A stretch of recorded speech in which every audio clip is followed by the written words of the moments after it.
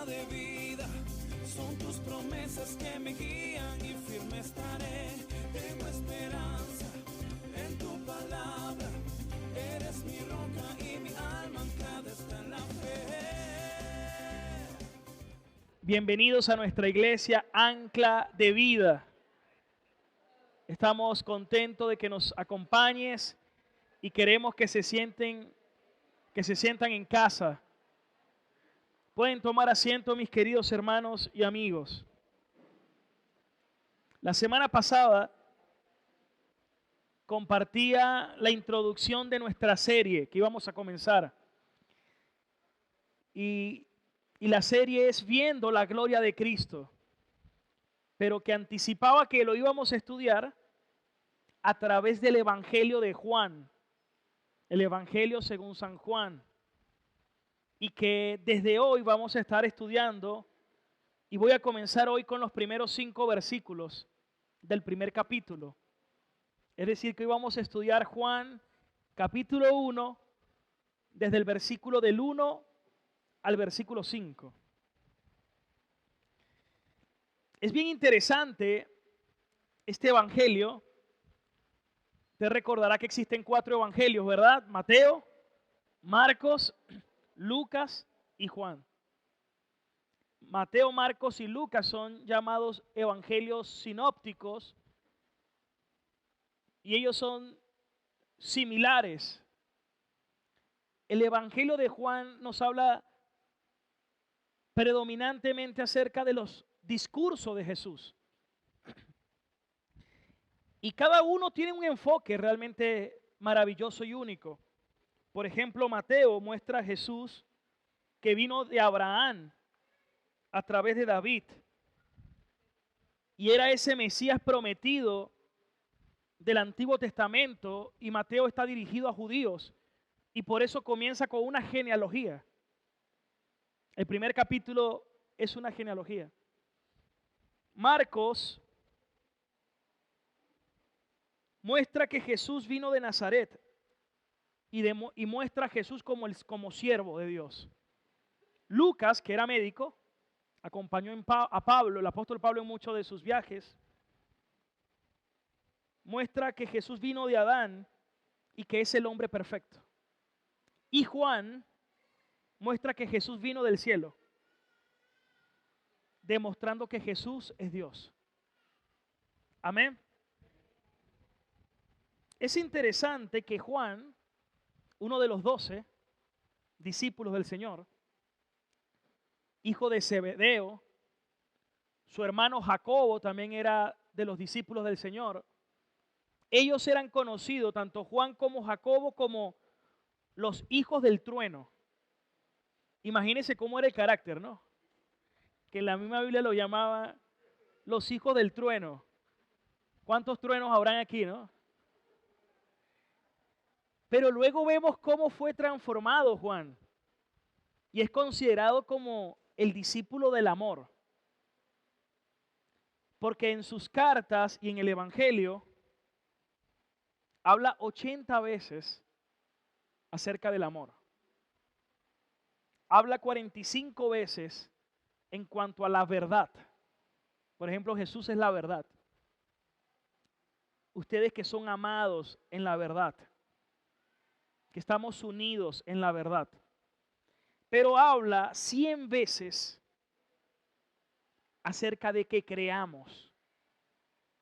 De tal manera amó Dios al mundo que nos ha dado a su Hijo unigénito para que todo aquel que en Él crea.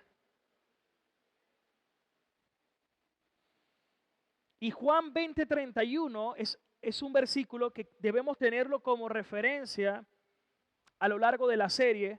Vamos a leerlo porque dice, estas cosas se han escrito para que ¿qué? Para que crean. Para que crean que Jesús es el Cristo, el Hijo de Dios.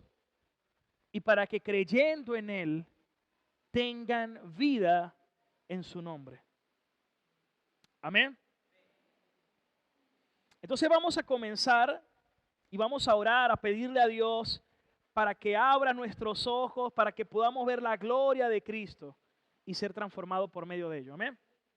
Vamos a leer Juan capítulo 1, versículo 1, que va a ser los primeros 5 versículos, el texto que vamos a estar compartiendo en esta mañana. Dice así la Escritura: en el principio era el Verbo, y el Verbo era con Dios, y el Verbo era Dios. Este era en el principio con Dios. Todas las cosas por Él fueron hechas, y sin Él nada de lo que ha sido hecho fue hecho. En Él estaba la vida, y la vida era la luz de los hombres. La luz en las tinieblas resplandece, y las tinieblas no prevalecieron contra ella. Amén. Hoy quiero compartir un mensaje que lleva como título, a ver si lo tenemos por allí. Ahí lo tenemos, en el principio. Es el título del mensaje que voy a estar compartiendo con ustedes el día de hoy. ¿Cómo comienza Génesis? ¿Cómo comienza Génesis 1:1? En el principio, Moisés escribe, inspirado por el Espíritu Santo, en el principio creó Dios los cielos y la tierra. ¿Y cómo comienza Juan? En el principio. Hay que aclarar algo. Es más, el nombre Génesis se traduce como orígenes. Entonces en Génesis estudiamos el origen de todo. Y nuestra cultura está fascinada y, por así decirlo, también está obsesionada con conocer nuestro origen. Incluso, por ejemplo, Charles Darwin escribió su libro acerca del origen de las especies. Y lamentablemente la teoría de la evolución ha engañado a gran parte de la humanidad. Por ejemplo, cuando usted estudió bachillerato, o creo que la mayoría, vieron seguramente la teoría de la evolución. Y por eso gran parte de la humanidad no cree en un creador. Y los científicos de nuestros días hablan de que todo llegó a existir por medio de una gran explosión. Y que seguramente esa explosión sucedió hace unos 13 billones de años. Incluso Luca, así como lo oyen, Luca es el nombre que le dan a la célula que supuestamente representa nuestro último universal ancestro en común. Y el nombre Luca se debe a las siglas de estas 4 palabras, porque en inglés es Last Universal Common Ancestor.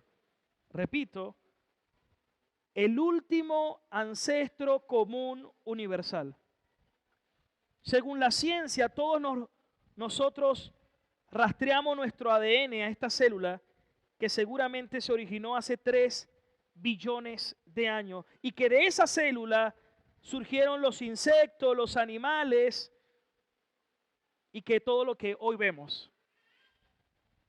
Eso es simplemente para ver cómo el mundo ve esto de los orígenes. Incluso hablan de Lucy, que significa luz, y es el nombre que le dan a un primitivo que supuestamente estaba evolucionando de un simio a un humano. De unos huesos completaron esos eslabones y sacaron allí tal teoría. Pero la Biblia nos habla que todo fue creado aproximadamente hace 6.000 años. Y desde Adán hasta Jesucristo tenemos la genealogía que aparece a comienzo de los evangelios y que también comienza desde Génesis. Es decir, que tenemos la genealogía de Cristo, desde Adán hasta Cristo, y que se remonta hace 6.000 años aproximadamente. Claro, yo no vengo a hablarle hoy de apologética, que sería todo esto, para defender la fe, pero sí quería como que entrar en contexto de cómo muchos en el mundo logran ver el origen de todo. Ahora, piensa por un momento, imagínate que estás en una habitación completamente oscura y que no ves absolutamente nada. Pero entonces viene alguien, le da el interruptor y puedes ver todo completamente, cada detalle. Bueno, esa habitación oscura representa el mundo en que vivimos, lleno de confusión, pecado y separación de Dios. Todos estábamos perdidos y necesitábamos esa luz, que es Cristo, para que nos guíe y para que nos muestre el camino al Padre. Esa luz es el Verbo de Dios que se hizo carne y habitó entre nosotros y vimos su gloria, gloria como del unigénito del Padre, lleno de gracia y lleno de verdad. ¿Cuántos dicen amén? Dele la gloria al Señor.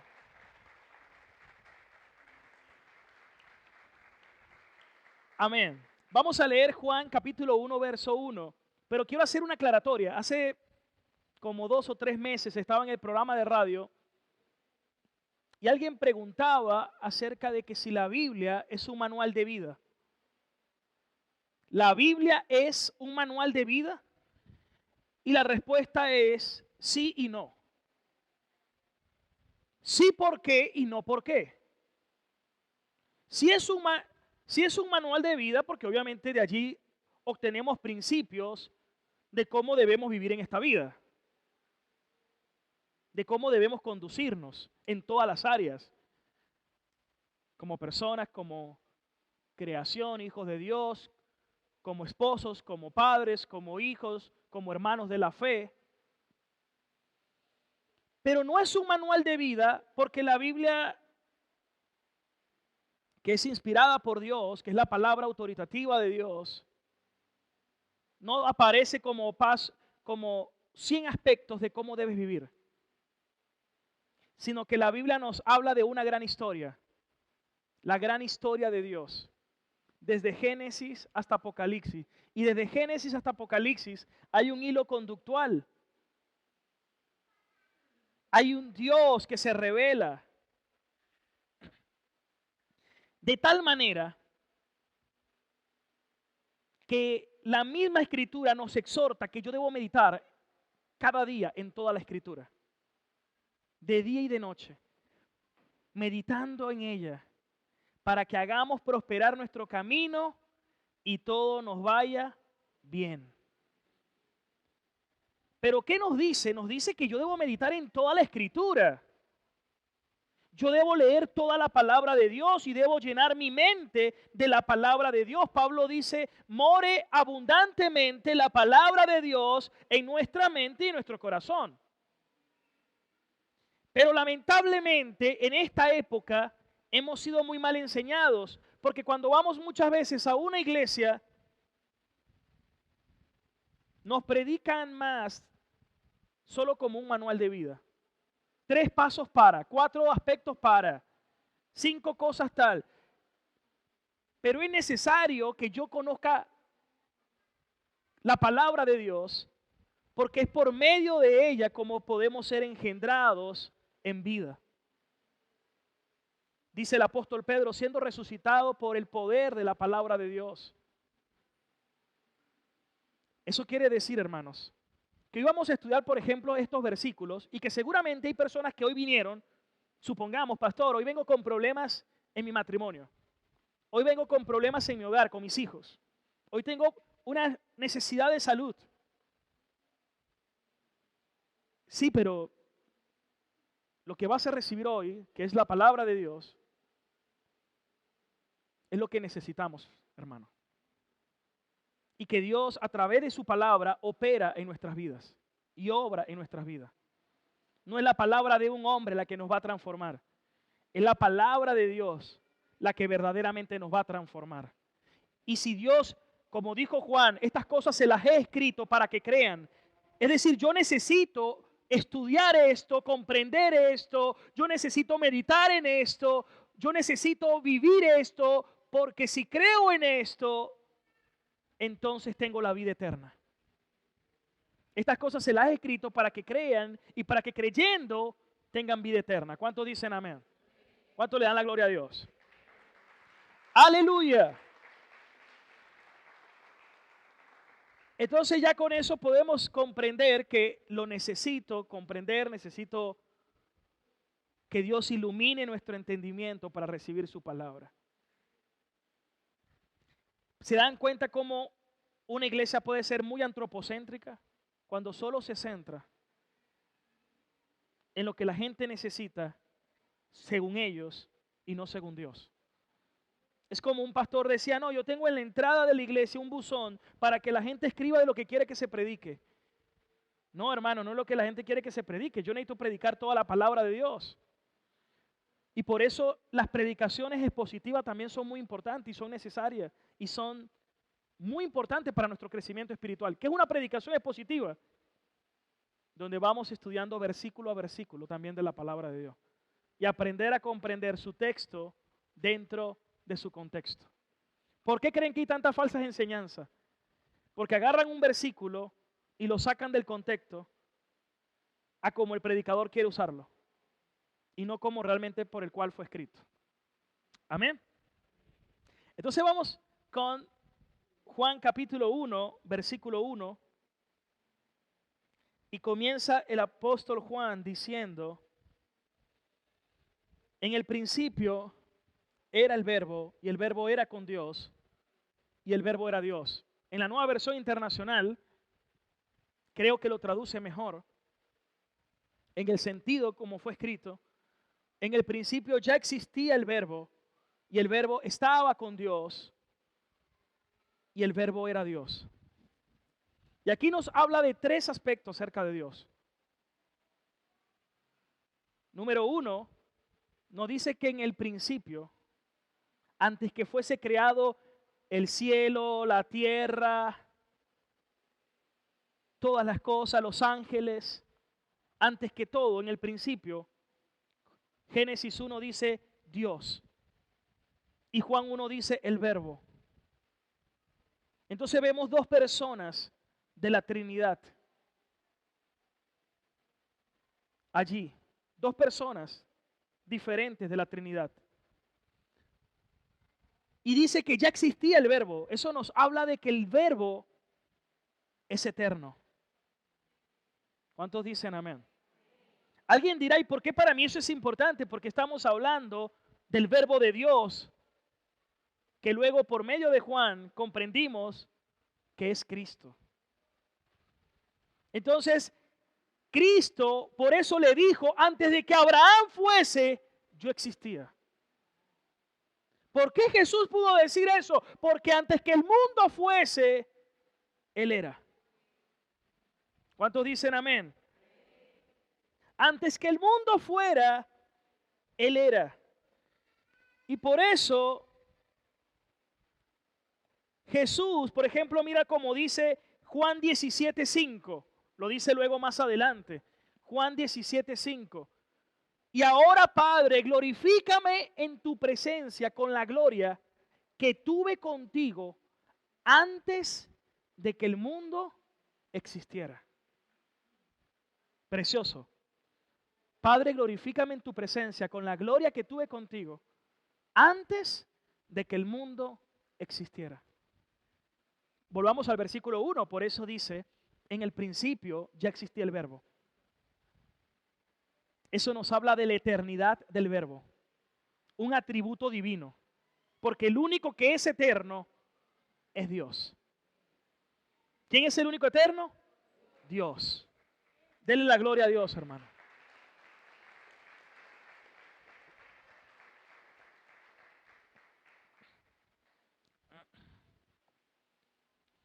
¿Por qué el mundo insiste en esto de los orígenes? Hasta el mundo en su equivocado razonamiento y entenebrecido razonamiento, deducen algo. Se necesita conocer el origen para conocer nuestra identidad. Se necesita conocer por qué existo, el propósito, de dónde vengo y a dónde voy. Y por medio de Juan, Génesis por medio de Moisés, inspirado por el Espíritu Santo, y Juan, inspirado por el Espíritu Santo, nos muestra al Verbo eterno. Dios. En el principio ya existía el Verbo.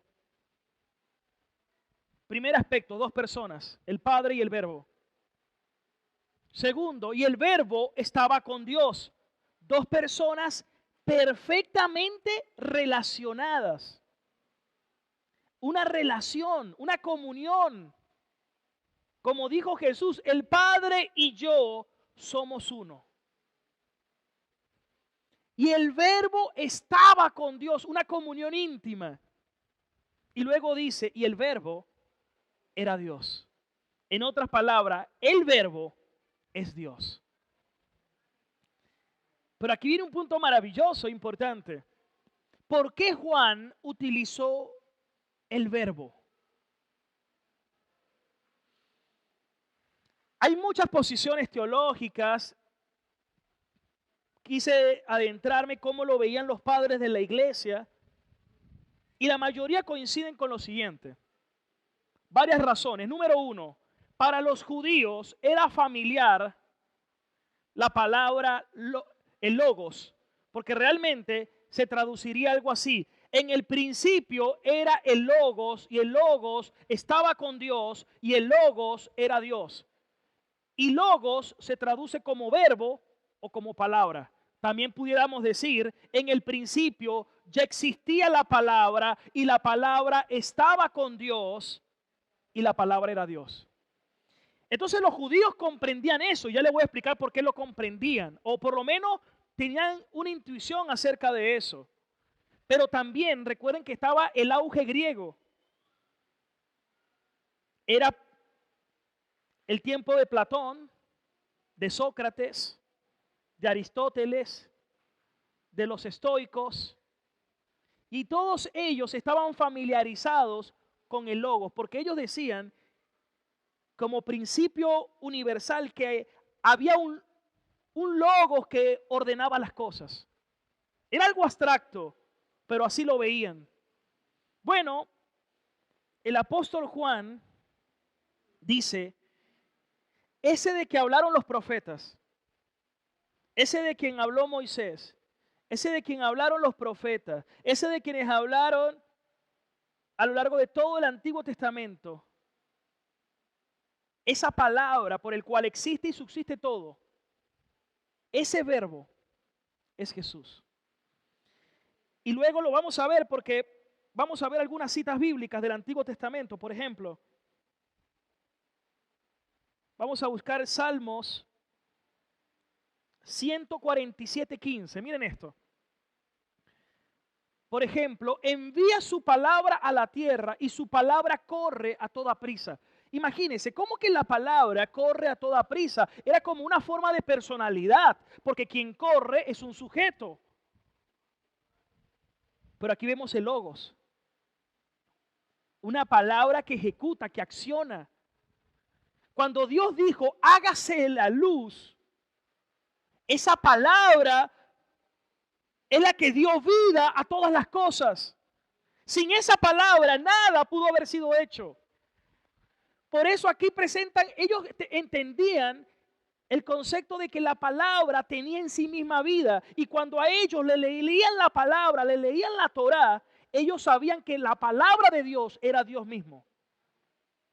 Por eso cada vez que nosotros escuchamos la palabra de Dios, verdaderamente estamos escuchando a Dios mismo en esencia. Porque la palabra inspirada luego se hizo también, o hace 2000 años, fue la palabra encarnada que habitó entre nosotros. No se puede amar a la palabra encarnada que es Cristo sin llegar a amar su palabra inspirada. ¿Cuántos dicen amén? Entonces, vamos a ver otras citas, por ejemplo, Salmos 33, 6. Yo estoy claro que estos conceptos siempre son teológicos, profundos. Por eso le oraba mucho a Dios: Señor, dame la gracia para exponer tu palabra, y oro para que nuestros hermanos puedan comprenderlo en su corazón. Pero esto es sumamente vital, porque esto es fundamento de nuestra fe. Por la palabra, mira cómo dice, por el logos del Señor fueron creados los cielos, y por el soplo de su boca fueron creadas las estrellas. El logos, por la palabra. ¿Cuántos dicen amén? Mira lo que dice Hebreos 11:3, por ejemplo.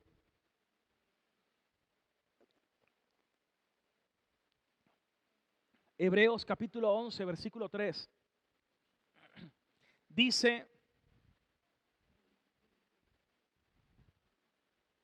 por la fe entendemos que el universo fue formado ¿por qué? Por la palabra, por el logos de Dios, por el verbo, por la palabra de Dios, de modo que lo visible no provino de lo que se ve.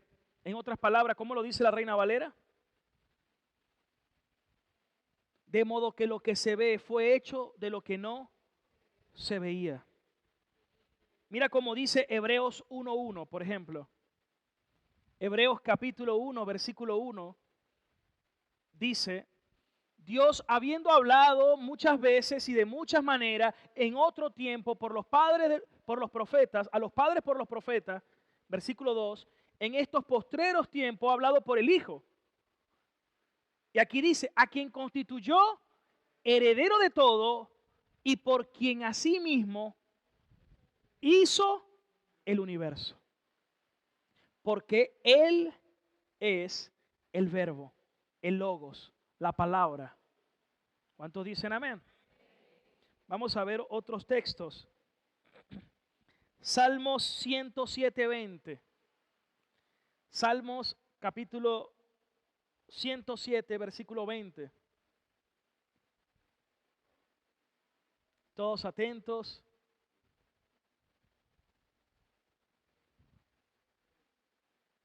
Salmos 107, versículo 20. Envió su palabra y lo sanó. Su palabra misma lo sanó y los libró de su ruina. Y si usted lee Proverbios 8, nos habla de la personificación de la sabiduría. La sabiduría hecho persona. Dios mismo. Grandes teólogos a lo largo de la historia hablan que Cristo como la sabiduría encarnada. Ahora, volvamos a Juan 1:1 una vez más. Vamos a leerlo todo con detenimiento. Juan capítulo 1, versículo 1, y lo vamos a leer de nuevo en la Nueva Versión Internacional. Dígalo todo conmigo. En el principio ya existía el verbo, y el verbo estaba con Dios, y el verbo era Dios. No sé si tenemos otra versión por allí, creo que era la LBA, no recuerdo. A ver cómo lo dice otra versión. En el principio existía el verbo, y el verbo estaba con Dios, y el verbo era Dios, igual. Ahora, el versículo 14 dice, Juan 1:14, y el verbo, ¿qué dice? Se hizo carne. Y el verbo se hizo carne. Y el verbo habitó entre nosotros. Y vimos su gloria. Gloria como del unigénito del Padre, lleno de gracia y de verdad. ¿Cuántos dicen amén? ¿Sabe qué nos está diciendo eso, hermanos? Nos está diciendo que el verbo, que en el principio era el verbo, que el verbo estaba con Dios, que el verbo era Dios, que ese verbo, hermanos, por el cual existen y subsisten todas las cosas. Volvamos al versículo 2. Mire cómo lo dice. Juan 1:2. Él estaba en el principio con Dios. Y el versículo 3 dice, y todas las cosas fueron hechas por medio de Él, del verbo, y sin Él, nada de lo que ha sido hecho fue hecho. Ese verbo por el cual existe todas las cosas se hizo carne. Y hace 2000 años pisó esta tierra. ¿Sabes qué significa eso? Que el Dios creador, el Dios redentor, el Dios que hizo el universo, hace 2000 años se hizo un cuerpo y habitó entre nosotros. ¿Y para qué habitó entre nosotros?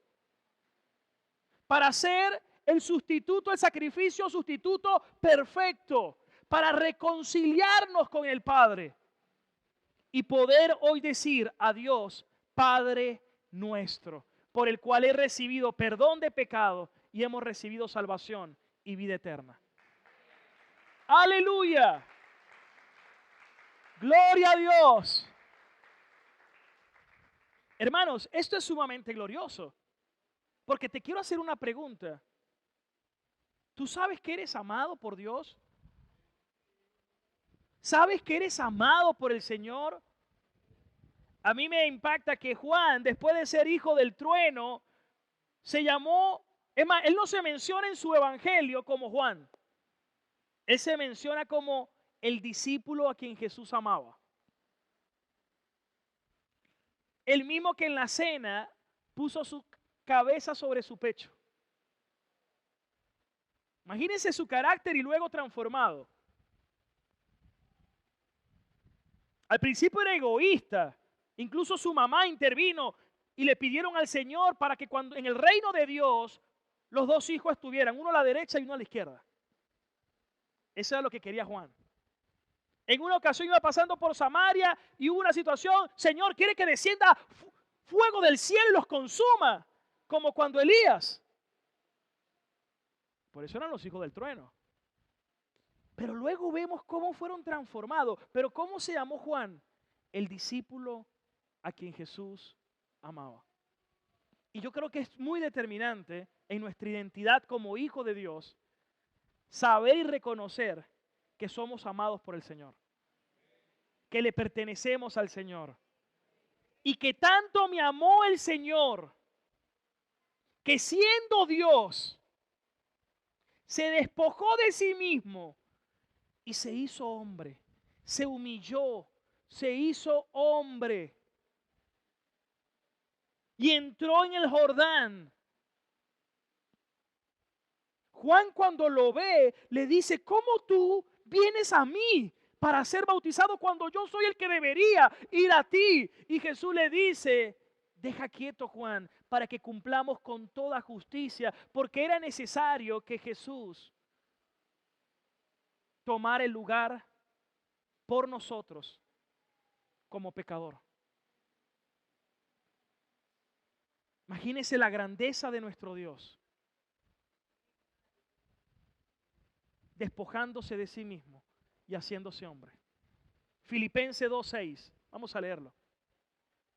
Vamos a ver lo que dice el apóstol Pablo.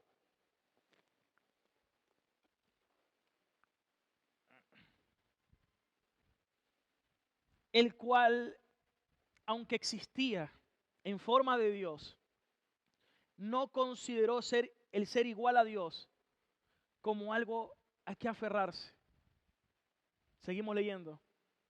Sino que se despojó a sí mismo, tomando forma de ¿qué? De siervo, haciéndose semejante a los hombres. Versículo 8. Y hallándose en forma de hombre, ¿qué hizo? Se humilló a sí mismo, haciéndose obediente hasta la muerte y muerte de cruz. Cuán grande es nuestro Dios. vemos la trascendencia de nuestro Dios, que es más grande que el universo y que todo, pero vemos su inmanencia también al habitar entre nosotros. Esto debe, hermanos, cautivar nuestro corazón. ¿Y por qué esto es tan importante? Porque esto es una gracia. Usted le puede predicar a alguien y no le va a entrar, no lo ve. Porque la Biblia dice, Pablo dijo que lo espiritual se ha de discernir ¿cómo? Espiritualmente. Porque para el hombre natural estas cosas le son locuras. Pero que solo por la gracia de Dios podemos comprenderlas espiritualmente. Es una gracia de Dios que Dios abra tus ojos y que tú puedas ver la gloria de Cristo para que puedas creer en Él y tener vida eterna. Eso es un regalo, hermanos. ¡Aleluya! Comprender esto es tu salvación. Comprender esto es la salvación. Volvamos a Juan capítulo 1, versículo 3. Es más, es importante que los oyentes gentiles de Juan, especialmente aquellos educados en la filosofía griega, estaban familiarizados con este término de logos, como se lo decía. Porque los estoicos y los seguidores de Platón, de Sócrates, de Aristóteles, utilizaban esta palabra logos para describir la inteligencia última y a la razón que controla el universo en esencia. Por eso estos filósofos hablaban de lo que creía ser un principio universal, pero no entendían que tenía una personalidad omnisciente, todopoderosa y omnipresente. Y cuando Juan escribe esto, ya habían empezado a surgir herejías, porque este fue el último de los evangelios que se escribió.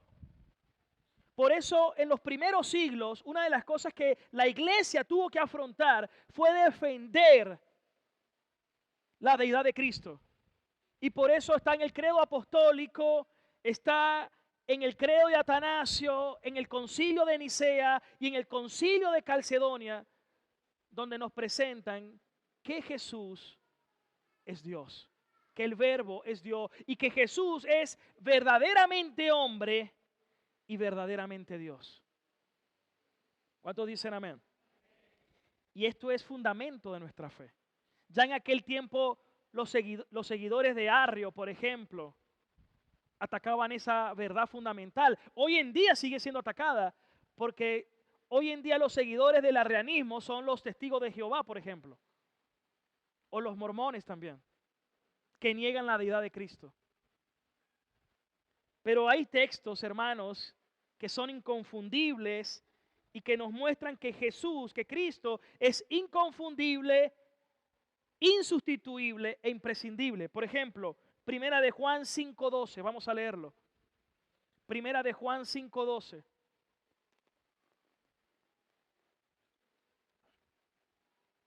Veamos lo que dice aquí el apóstol San Juan. Primera de Juan, capítulo 5, verso 12. No, Primera de Juan, la primera carta. Primera de Juan, capítulo 5, versículo 12.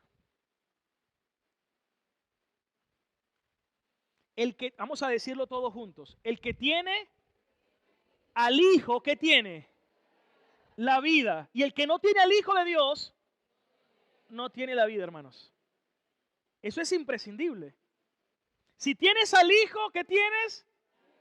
¿Cuántos quieren tener vida eterna? ¿Qué tienes que tener? Al Hijo. Porque si tienes al Hijo, tengo la vida. Y el que no tiene al Hijo, no tiene la vida. No estamos hablando de cualquier cosa. Estamos hablando de una doctrina cardinal, fundamental, esencial. Por eso la semana pasada, cuando leíamos al apóstol Pablo en 2 de Corintios 3, decía que por eso cuando los judíos leen el antiguo pacto y no ven a Cristo es porque tienen un velo que no les permite ver. Así como el velo que tenía Moisés cuando descendía del Sinaí y se dirigía al pueblo. El mismo velo que todavía cubría sus corazones.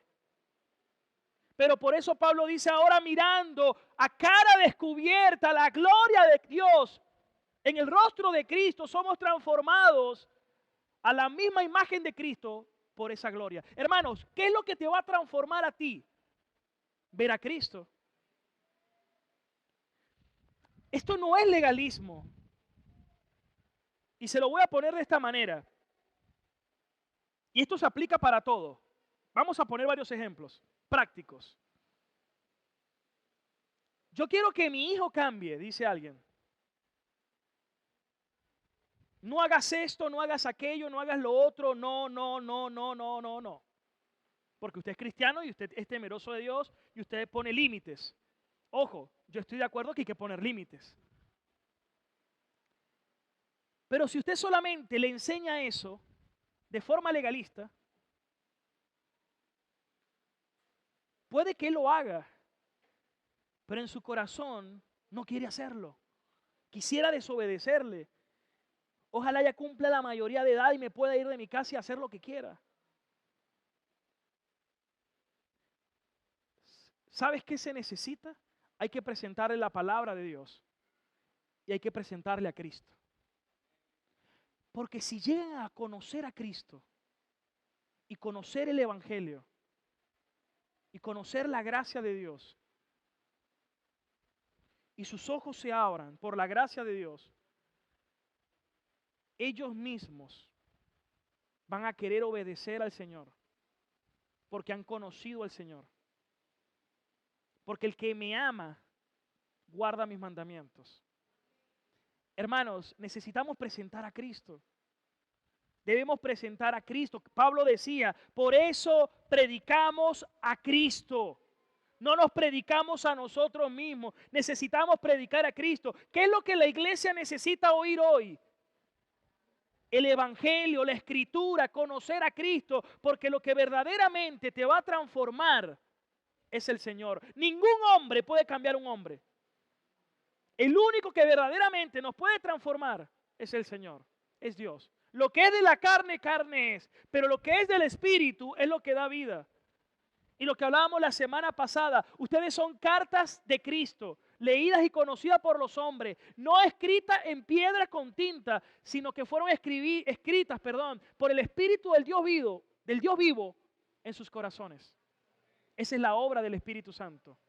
Que lleguemos, hermanos, a conocer verdaderamente a Dios. Por eso Juan 17:3 dice, esta es la vida eterna, que te conozcan a ti, al único Dios verdadero y a Jesucristo a quien tú has enviado.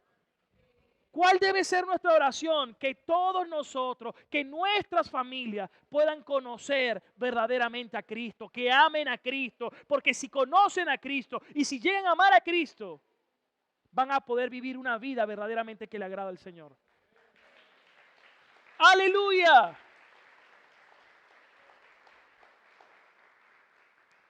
Pero ¿cuál es la tendencia del corazón caído?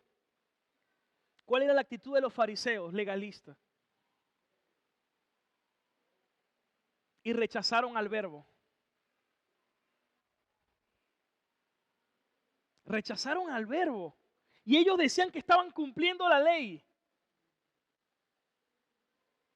Cuando el verbo se hizo carne y estaba frente a ellos. Esa es nuestra tendencia legalista y religiosa. Por eso mi mayor anhelo es que podamos conocer y amar a Dios cada día más. Predica a Cristo, hermano. Predica al Señor. Enamórese de Cristo. Enamore a su familia del Señor. Presente la palabra del Señor.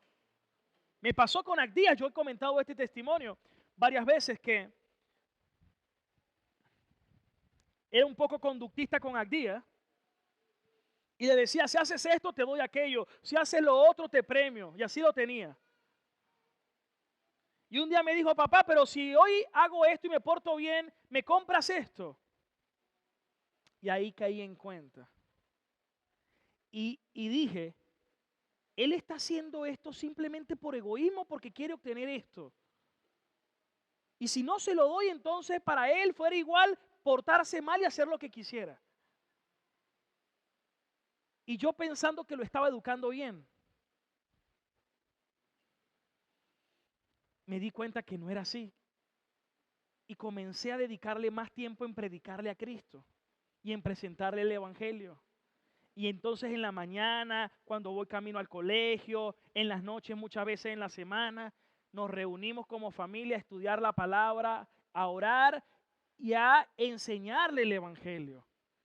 Y ahora entonces él comprende que lo que hace lo hace porque ama a Dios y porque quiere honrar a Dios en lo que hace. Quiere ser un mejor estudiante porque quiere honrar a Dios. Quiere ser un mejor hijo porque quiere honrar a Dios. Entonces su motivación cambió. Porque no es que lo que tú hagas lo que te va a salvar. Es que realmente conozcas al Señor. Porque al conocer al Señor es donde vas a tener la vida eterna y donde vas a ser transformado por Él. Amén. Esto es tan grande que recuerde que el Señor Jesús nos enseñó que nosotros no pecamos solamente con nuestros actos. Alguien dice, pero ya va un momento, yo no he cometido adulterio con mi esposa. La pregunta no es esa, la pregunta es, ¿has codiciado con tus ojos? ¿Has tenido un pensamiento hacia otra persona? ¿Has codiciado con tus ojos, en tu mente y en tu corazón? Para el Señor los pensamientos son acciones. Y Jesús dijo que cualquiera que codice con sus ojos ya adulteró con ella en su mente y en su corazón. Eso nos lleva a un punto. ¿Quién no lo ha hecho? Todo lo hemos hecho, todos hemos pecado de tal forma. Por ende, la obra de salvación es por la gracia de Dios. Y algo que va a hacer Dios es que cuando se revela nuestra vida y nacemos de nuevo, el amor de Dios crece en nosotros y en ese corazón ya yo no quiero pecar. No porque mi esposa me vaya a descubrir o no, es porque yo sé que primeramente a quien debo honrar es a Dios. Y es a quien quiero agradar. ¿Quién produce ese amor? El Señor. Esa es la obra del Señor. Esa es obra de Dios, no obra de nosotros. ¿Somos perfectos? No. Pero estamos siendo transformados de gloria en gloria a la imagen de Cristo. Porque el que comenzó la buena obra en nosotros, Él mismo la perfeccionará. Él mismo la perfeccionará por la obra del Espíritu Santo en cada uno de nosotros. Por eso Jesús le dijo a Nicodemo, a un principal de la sinagoga, si tú no naces de nuevo, no puedes ver jamás el reino de Dios. Empezando porque quien tenía al frente, nada más y nada menos era el Rey de Reyes y el Señor de Señores. Y si no nacía de nuevo, no podía llegar a verlo. Por eso nadie puede llamar a Cristo verdaderamente con tal certeza en su corazón y en su alma, a menos que Dios en su soberana voluntad le haya placido revelarse. Y no estoy hablando de un conocimiento histórico, filosófico, fragmentado de Cristo. No, es que yo crea que el verbo de Dios era Dios, estaba con Dios, se hizo carne y habitó entre nosotros. Y vimos su gloria, gloria del unigénito del Padre, lleno de gracia y de verdad. Aleluya.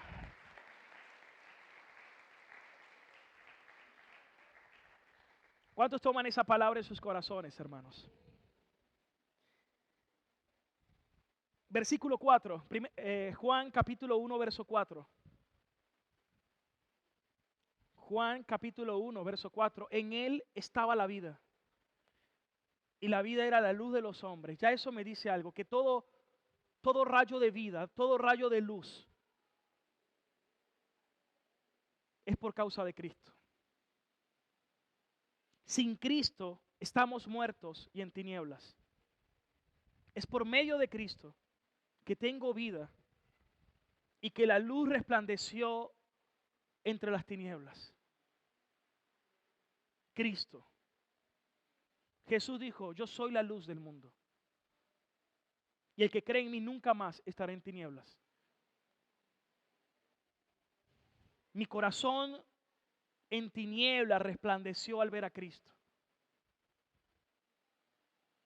Por eso para el mundo entenebrecido es más fácil pensar que vienen de un mono que venir de Dios, por cuanto están en tinieblas, no ven, están cegados. Pero la obra de gracia es que Dios nos da vida, nos da luz y se revela y permite que veamos lo que por nuestros propios ojos no éramos capaces jamás de llegar a ver. ¿Cuántos dicen amén? Por eso Tomás, cuando vio a Cristo glorificado, cayó y dijo: Señor mío y Dios mío.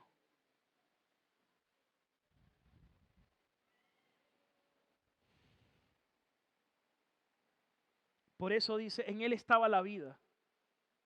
Debemos entender que la palabra de Dios es la verdad. Por eso Juan 17:17 dice, santifíquense en la verdad, mi palabra es la verdad. Entonces, está la palabra, el verbo, la verdad.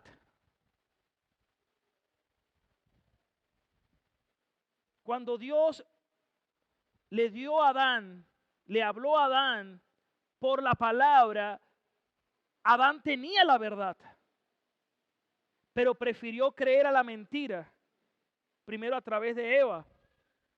Cuando la serpiente le dijo, no, no vas a morir. No creas tanto en Dios. No vas a morir. Más bien, tus ojos serán abiertos, serás como Dios, conociendo el bien y el mal. Y en ese momento cambiaron la verdad. ¿Por qué? Por la mentira. Y al creer a la mentira, eso dio lugar ¿a qué? A la muerte espiritual. Por eso dice Romanos 5:12 que la muerte pasó a todos los hombres. Entonces miren la cadena. La verdad produce vida y resplandece la luz. Lo contrario sería cuando cambio la verdad por la mentira que produce muerte y la muerte tinieblas. Hoy tú tienes dos opciones. Como dice en Deuteronomio, he puesto delante de ti la vida y la muerte, el bien y el mal. Nosotros cuando nacimos muertos espiritualmente. ¿Qué tuvimos primero que hacer? Conocer la verdad. ¿Y la verdad qué nos hizo? Libre. Y nos dio vida. Y por medio de esa vida, hermanos, podemos andar en luz. Y si andamos en luz, como Él está en luz, y tenemos comunión los unos con los otros, entonces la sangre de Cristo, su Hijo, nos limpia de todo pecado. No se puede tener comunión con Dios estando en tinieblas, sino precisamente estando en luz. Y esa es una obra de gracia. Por eso si alguien dice, yo tengo a Dios, por su fruto los conoceréis. Porque si alguno dice que está en la luz y que tiene comunión con Dios, amén. Pero si dicen, yo tengo comunión con Dios, pero sigue en tinieblas, lo que está manifestando es que está muerto espiritualmente. ¿Cuántos toman esa palabra, hermanos?